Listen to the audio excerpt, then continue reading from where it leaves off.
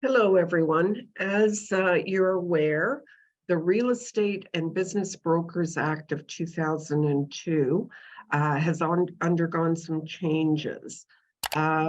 RICO and new legislation bringing in amendments to REBA 2002 has now renamed the act TRESA, or the Trust in Real Estate Services Act.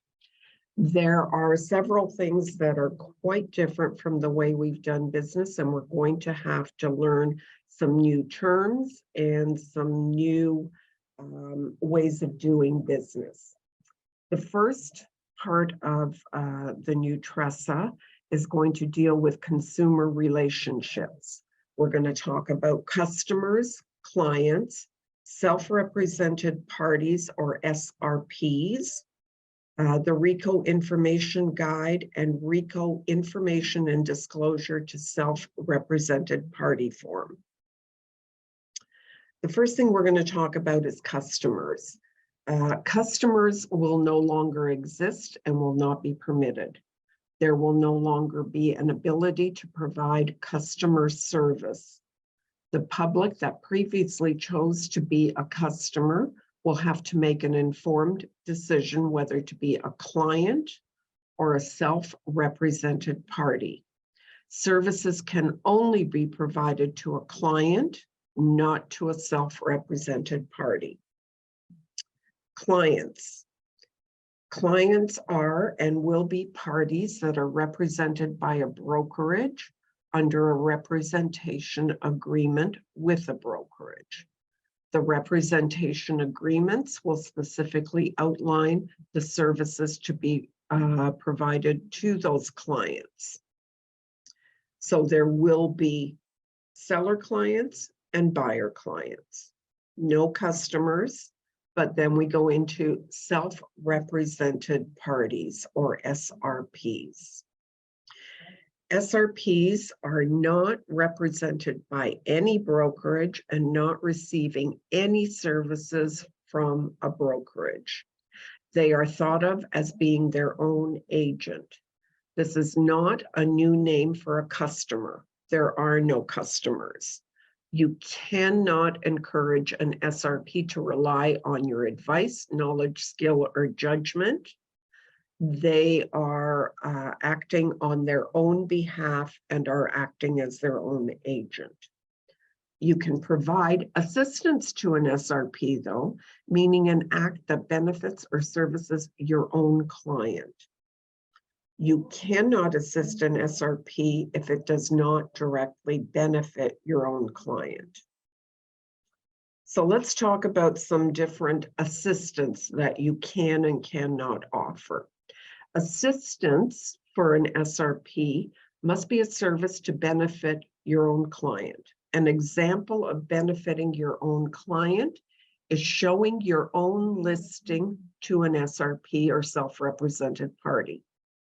Providing comparables that benefit your seller, you can absolutely go ahead and provide comparables that benefits your seller client. You can facilitate preparing an offer, but you are not to advise what goes into it. So that's assistance that you can give an SRP. Assistance that you cannot give an SRP is showing SRPs similar properties. So if you show your own property, you cannot then suggest to the self-represented party that you will go ahead and show them other properties. Advising to include clauses in an offer that do not benefit your seller. You can't give that kind of assistance to an SRP. You can advise a potential client or a consumer in basic conversation about general real estate questions. However, you must always be careful to be honest and accurate, but not create implied agency. That means that you cannot go too far in your discussions, and you must be very careful about the general information that you're giving people until they are your own client. Rico is going to prepare an information guide. Rico's information guide has not yet been published, but will probably replace working with a realtor.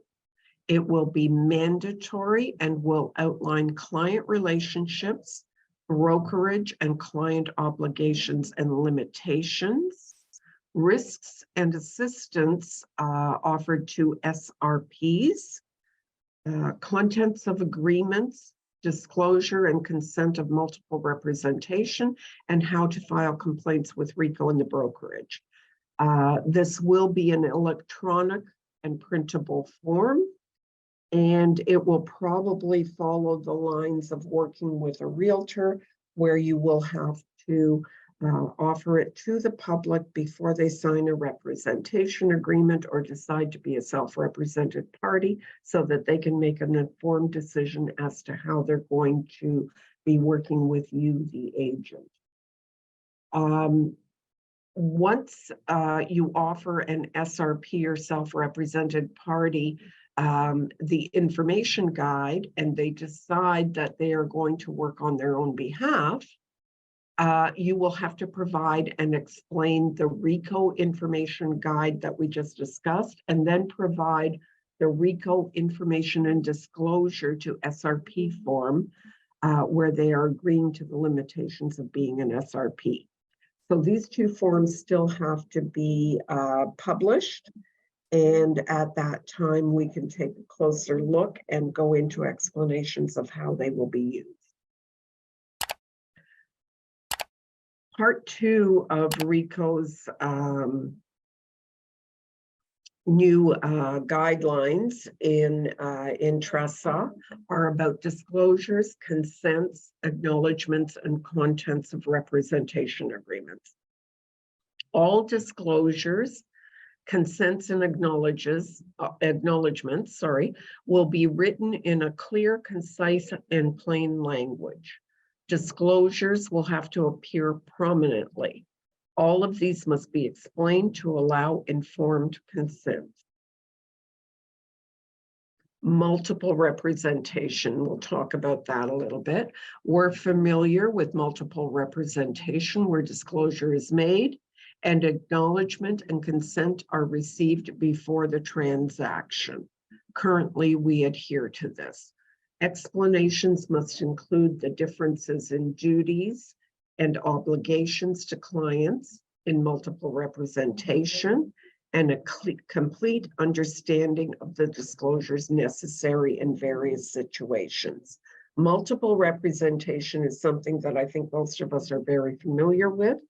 So we're just going to have to do a little bit more of an explanation of differences in duties and obligations, and ask people for their acknowledgement that they understand before they enter multiple representation. A little bit more about disclosures. Direct or indirect financial benefits. Under TRESA, there will be a greater obligation to fully disclose and discuss the transparency of a direct or an indirect financial benefit the agent or a person related to them might receive.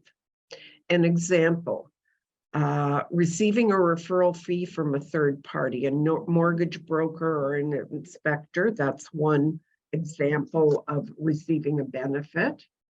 Another example that typically we haven't considered is that your relative receives a referral fee or a discount from a third party.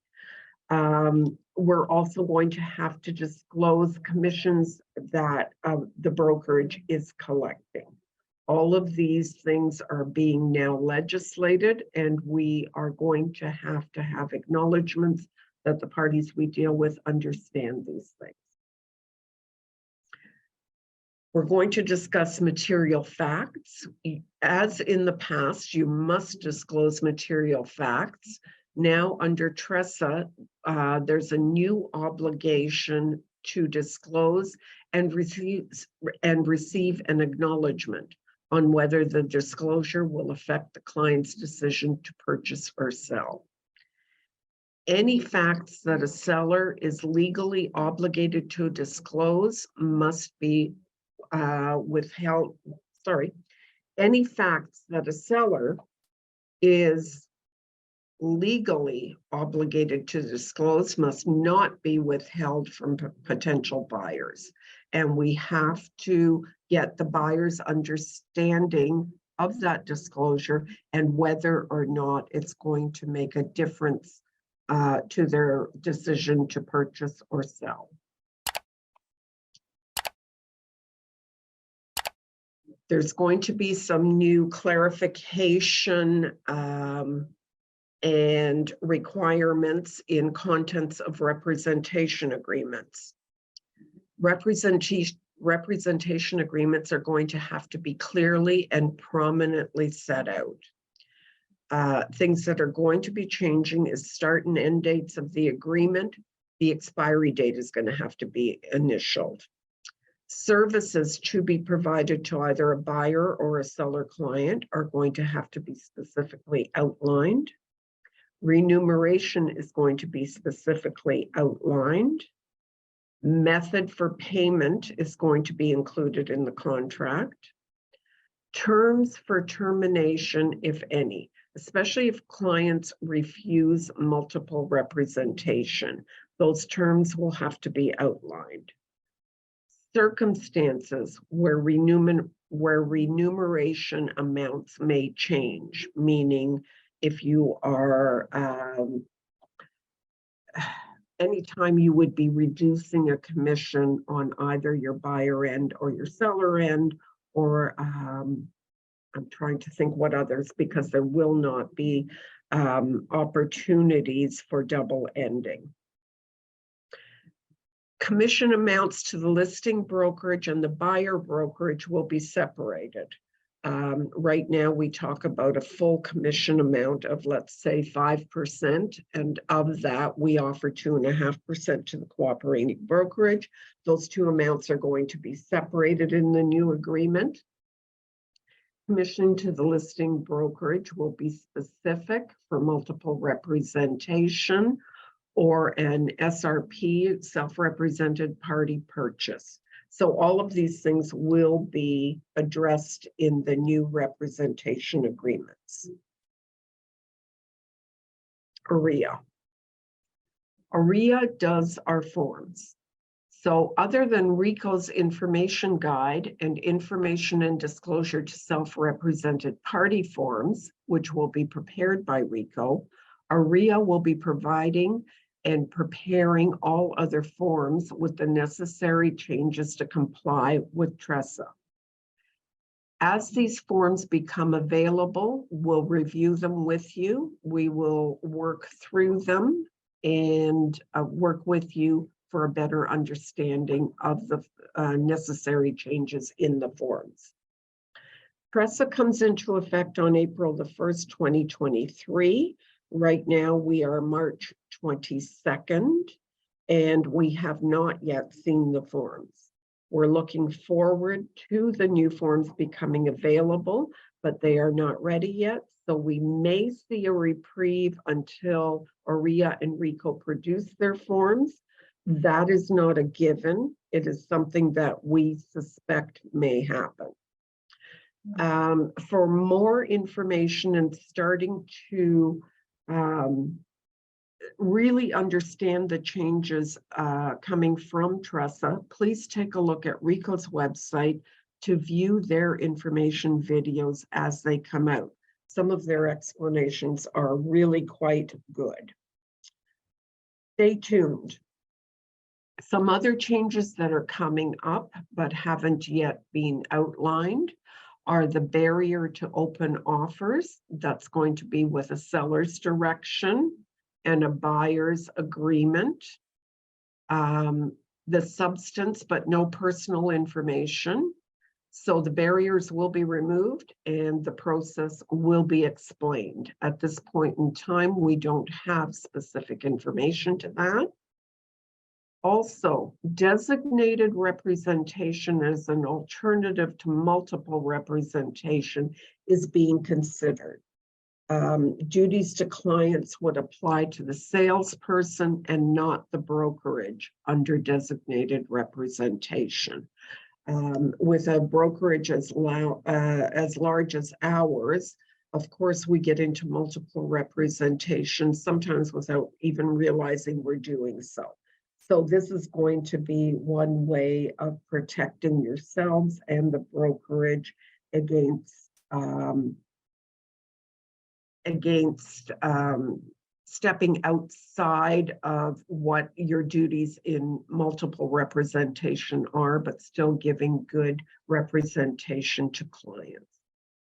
So for now, that's our update on TRESA.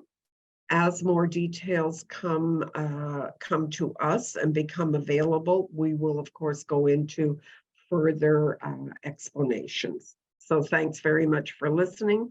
Please take a look at Ricos' website, and we look forward to all learning together. Thank you so much for watching. If you like our video, please hit the like button, the subscribe, and even the little bell to get notifications, just so you can stay in touch and watch more of these great videos.